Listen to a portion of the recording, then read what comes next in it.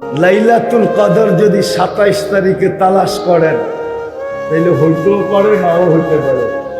কিন্তু 5 রাত্র যদি তালাশ করেন, 5 রাত্র, কয় রাত্র?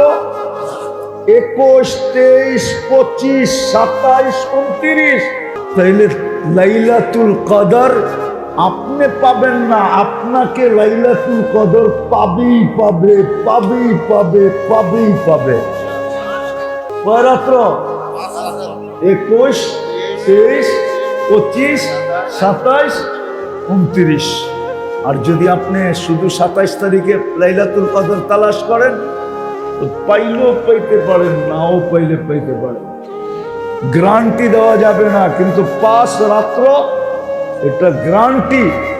আপনি লাইলাতুল কদর পান আর না পান, লাইলাতুল কদর আপনাকে পাবেই পাবে, কোনো সন্দেহ নাই।